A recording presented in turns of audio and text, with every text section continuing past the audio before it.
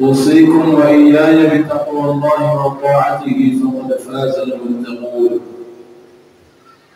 قال الله تعالى في كتابه الكريم: أعوذ بالله من الشيطان الرجيم. إن هذا القرآن يهدي للتي هي أقوم ويبشر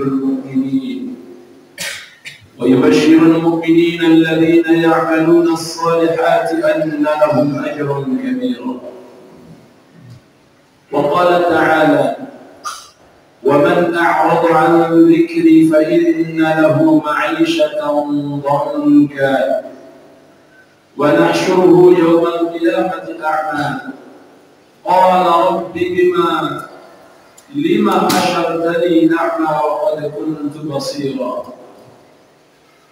قال رب لما حشرتني أعمى وقد كنت بصيرا. صدق الله العظيم. Ma'asyiral muslimin, saudara sidang Jumat rahimakumullah. Bulan Ramadan di antaranya adalah yang kita kenal sebagai Syahrul Quran, bulan diturunkannya Al-Quran pertama kali, 17 Ramadan. Di dalam gua Hira dihantarkan malaikat Jibril, surah Al-Alaq 1-5, yang mengajarkan tentang pentingnya untuk belajar dan terus belajar. Ma'asyiral muslimin, Al-Quran adalah sumber rahmat dan keselamatan yang Allah berikan kepada umat. Siapapun yang berpegang padanya, selamatlah ia. Hidup di dunia penuh ketenangan, di alam akhirat mendapatkan keselamatan. Itulah janji Allah dan Rasulnya.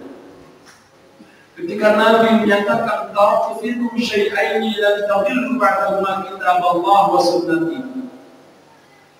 Nabi tinggalkan hanya 2 pusaka saja, tidak ada yang lain.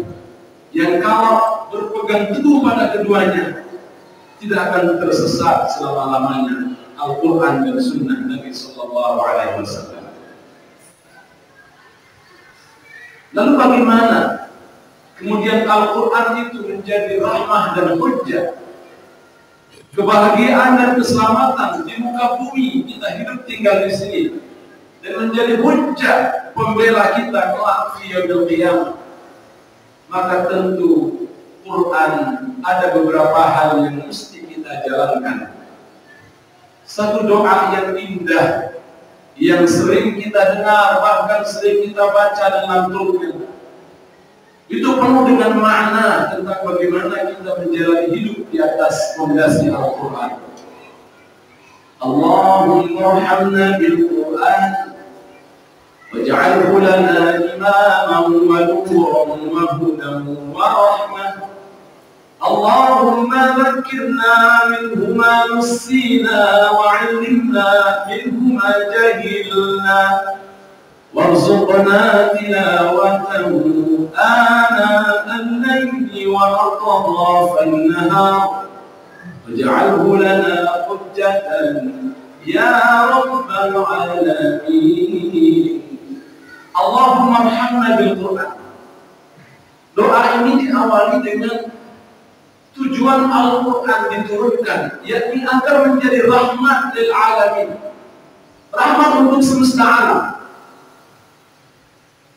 dan pada akhirnya nanti akan menjadi hujjatan ya rabbal alamin, sebagai hujjah, sebagai pembela bagi orang yang mengamalkannya semasa hidup di dunia. Maka di tengah-tengah doa ini, penyusun doa ini begitu faham tentang agama, bagaimana mengamalkan Al-Quran.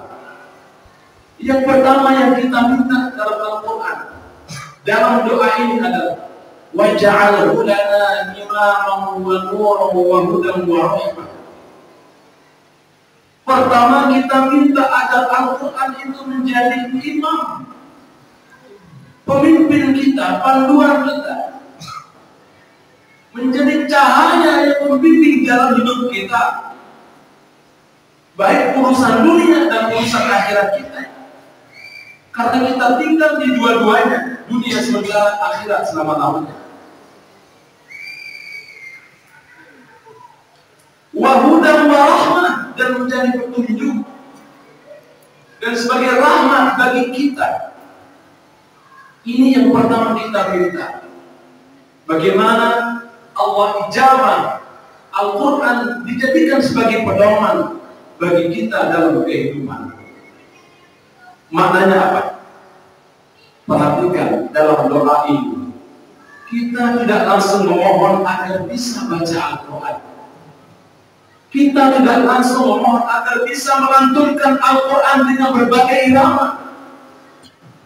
Kita tidak memohon agar bisa menjadi ahli tafsir, menjelaskan ayat-ayat Al-Quran.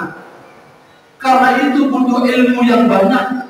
Tetapi yang kita mohon adalah agar Al-Quran menjadi petunjuk hidup kita, menjadi amaliyah dalam kehidupan kita. Maka ini sangat mudah. Nurani kita adalah menjalankan hal-hal yang menjadi kebaikan buat diri kita, bukan yang menjadi bahaya buat diri kita apalagi orang lain. Itulah bimbingan Al-Quran. Maka pada dasarnya, bila kita memiliki hati yang bersih dan keinginan untuk menjalani kebaikan, kita sebenarnya sudah punya pintu masuk untuk mengamalkan Al-Quran, walaupun kita belum baca sepenuhnya. Dengan mendengarkan perkataan-perkataan ulama, dengan mengikuti tuntunan-tuntunan para ulama, dengan menjalankan pesan-pesan para ulama yang berdasarkan Al-Quran, kita bisa mengamalkannya. Jadi intinya adalah untuk mencapai selamat itu, bagaimana kita mengamalkan Al-Quran dalam semua sendi kehidupan kita. Urusan ekonomi, kita kedepankan Al-Quran. Muamalah dengan sesama, ada Al-Baqarah berbicara tentang bagaimana hubungan kita dengan sesama. Hubungan kita dengan Allah diatur dalam Al-Quran. Sosial sesama manusia diatur dalam Al-Quran. Bahkan bagaimana kita senyum, berkata dengan baik, Al-Quran juga berbicara. Qaulun ma'rufun wa maghfiratun khairun min sadaqatin yatba'uha adha. Al-ayah Al-Baqarah 163. Perkataan yang baik, pemberian maaf, itu adalah justru lebih baik dibandingkan dengan bersedekah namun diiringi dengan menyakiti perasaan orang yang diberi. Begitu indah Al-Quran. Pertama yang kita minta adalah agar Al-Quran bisa kita amalkan, walaupun belum bisa baca dengan sebaik-baiknya. Allahumma dzakirna minhu ma nusina wa 'allimna minhu ma jahilna. Ya Allah, ingatkanlah apa yang kami lupa dari Al-Quran. Hafalan kita lupa. Wa 'allimna minhu ma jahilna, ajarkan dari kami apa yang belum kami bisa dari Al-Quran itu. Kita mohon kepada Allah agar kita diberikan ilmu pemahaman tentang Al-Quran. Masuklah kita dalam tahapan bagaimana membaca ayat-ayat Al-Quran dengan iqra dan seterusnya. Masuklah tahapan kita bagaimana menghafal ayat-ayat Al-Quran agar membekas dalam hati kita. Dan kita selalu ingat dalam setiap langkah kita. Ini tahapan kedua dalam doa itu tadi. Amalkan, belajar, dan terus kita belajar sampai tiada batas waktu. Setelah kita mempelajari sesuai dengan kemampuan kita, karena itulah syarat untuk mengamalkan Al-Quran dalam artian membacanya. Warzuqna tilawatahu ana al-laili wa atrafan nahar. Kita mohon untuk yang ketiga kalinya, agar senantiasa lisan kita ini selalu basah dengan bacaan Al-Quran. Kita mohon agar Al-Quran menyinari siang malam kita dengan bacaan. Rumah kita dibacakan Al-Quran di siang hari, malam Al-Quran dibacakan di rumah kita, sehingga bersinar dengan sinar Al-Quran, cahaya Allah Subhanahu wa Ta'ala. Inilah tiga hal yang kita mohon di dalam doa tadi. Pertama, Al-Quran sebagai pedoman kita. Inna hadzal Qur'ana yahdi lillati hiya aqwam wa yubashshirul mu'minin. Sesungguhnya Al-Quran itu adalah memberikan petunjuk kepada jalan yang paling lurus, yang paling benar. Dan Al-Quran memberikan kabar gembira kepada orang-orang yang beriman. Alladzina ya'maluna as-salihati anna lahum ajran kabira. Orang-orang yang bagaimana? Yang beriman, yang mengamalkan amal salih, tuntunan Al-Qur'annya, dijanjikan ajran kabira, balasan yang besar. Artinya untuk menggapai rahmat Allah dan menggapai hujjah nanti di yaumul qiyamah, Al-Quran datang membela sebagai syafaat bagi para pembaca dan pengamalnya adalah dengan 3 cara tadi. Pertama, mesti kita amalkan terlebih dahulu. Sembari kita mempelajari, membaca dan menghafalnya sesuai dengan sebatas kemampuan kita, lalu kita jadikan Al-Quran itu sebagai zikir bacaan di sepanjang siang dan malam kita, di rumah kita, dimanapun kita berada. Bila ini mampu kita laksanakan, insya Allah dalam konteks yang sangat sederhana, di lingkungan rumah tangga kita, Allah akan pancarkan cahayanya, Allah akan pancarkan rahmat dari Al-Quran. Amin ya Rabbal Alamin. Bulan Ramadan datang untuk mengingatkan kita tentang Al-Quran, bahwa Quran adalah kitab yang sangat mulia. Al-Quran adalah firman Allah. Maka perintahnya adalah Iqra'ul Quran, bacalah Al-Quran. Fa innahu ya'ti yawmal qiyamah syafi'an li ashabihi. Karena nanti akan datang pada hari kiamat sebagai syafaat bagi orang-orang yang membacanya. Kapan itu? Yawma yafirrul mar'u min akhihi wa ummihi wa abihi wa sahibatihi wa banihi likulli imri'in minhum yawma idzin sya'nun yughnihi. Nanti di hari kiamat itu, saudara sekalian, semua kita tidak peduli dengan sesama kita. Bahkan seorang suami tidak peduli kepada istrinya, istri tak peduli lagi kepada suaminya, seorang tua tak peduli lagi kepada anaknya, anak pun demikian tak peduli kepada bapaknya.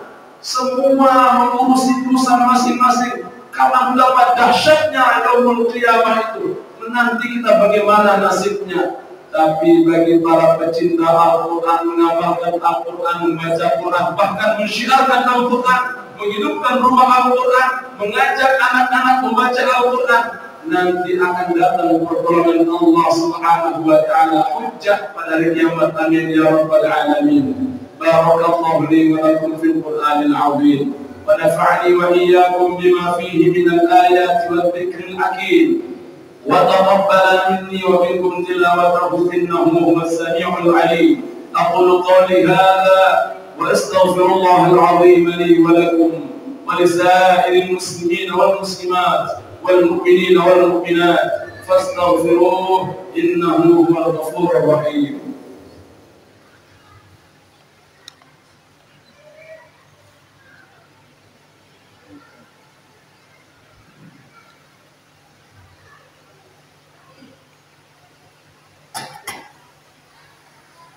الحمد لله رب العالمين والعاقبة للمتقين ولا عدوان إلا على الظالمين. أشهد أن لا إله إلا الله وحده لا شريك له، وأشهد أن محمدا عبده ورسوله لا نبي بعده. اللهم صل وسلم وبارك على سيدنا محمد وعلى آله وصحبه أجمعين. أما بعد، فيا عباد الله، اتقوا الله حق تقاته ولا تموتن إلا وأنتم مسلمون. قال الله تعالى: ومن أعرض عن ذكري فإن له معيشة ضنكا ونحشره يوم القيامة أعمى. وقال تعالى: إن الله وملائكته يصلون على النبي يا أيها الذين آمنوا صلوا عليه وسلموا تسليما. اللهم صل وسلم عليه. اللهم ارض عن أصحابه وقرابته والخلفاء الراشدين أبي بكر وعمر وعثمان وعلي وعن بقية الصحابة أجمعين. اللهم اغفر للمسلمين والمسلمات والمؤمنين والمؤمنات الأحياء منهم والأموات. اللهم ارحمنا بالقرآن واجعله لنا إماما ونورا وهدى ورحمة. اللهم ذكرنا منه ما نسينا وعلمنا منه ما جهلنا وارزقنا تلاوته آناء الليل وأطراف النهار، واجعله لنا حجة يا رب العالمين. ربنا آتنا من لدنك رحمة وهيئ لنا من أمرنا رشدا. اللهم إنا نعوذ بك من جهد البلاء ودرك الشقاء وسوء القضاء وشماتة الأعداء. اللهم اكشف عنا البلاء والوباء والفحشاء ما لا يشبه غيرك. ربنا آتنا في الدنيا حسنة وفي الآخرة حسنة وقنا عذاب النار. عباد الله، إن الله يأمر بالعدل والإحسان وإيتاء ذي القربى وينهى عن الفحشاء والمنكر والبغي يعظكم لعلكم تذكرون. فاذكروا الله العظيم يذكركم واشكروه على نعمه يزدكم ولذكر الله أكبر والله يعلم ما تصنعون.